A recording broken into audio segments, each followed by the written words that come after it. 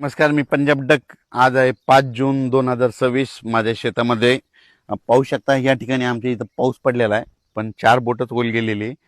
तर या ठिकाणून महाराष्ट्रातल्या शेतकऱ्याला अंदाज देणार आहे. कारण राज्यातल्या सर्व शेतकऱ्याला सांगू इच्छितो की राज्यामध्ये 7 जून पासून ते 14 जूनच्या दरम्यान दररोज पाऊस काय होणार आहे, मान्सून काय होणार, बऱ्याच भागामध्ये दाखल होणार आहे. म्हणजे एकदम 7 जूनला सगळ्या भागात होणार नाही, दररोज वेगवेगळ्या भागात दाखल होईल. आणि त्याच्यानंतर ज्यांच्या शेतामध्ये ईदभर ओल जाईल त्यांच्या पेरण्यामध्ये लागतील, म्हणून हे अंदाज सर्व शेतकऱ्यांना लक्षात द्यायचा.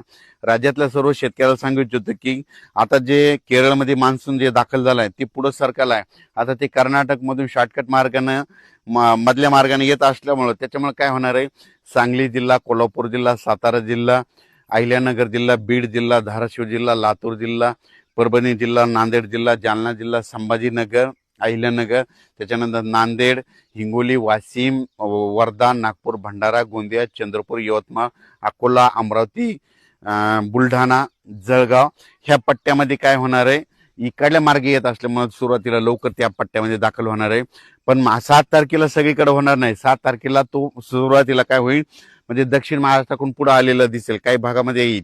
8ला तो आणखीन पुढे सरकार, 9ला आणखीन पुढे त्याची व्याप्ती वाढत आहे. 10, 11, 12 पर्यंत जवळपास संपूर्ण महाराष्ट्राचा कव्हर करील.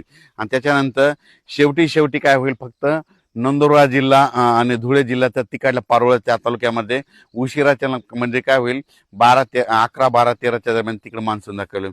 पण त्या अगोदर काय होईल, महाराष्ट्रामध्ये 7 जून पासून 7, 8, 9, 10, 11, 12 पर्यंत दररोज ते मान्सून थोडा पुढे सरकत ते संपूर्ण भाग कव्हर करेल आणि शेतकऱ्याला मात्र जीवदान ठरणार आहे. म्हणून हे अंदाज सर्व शेतकऱ्यांनी लक्षात द्यायचा.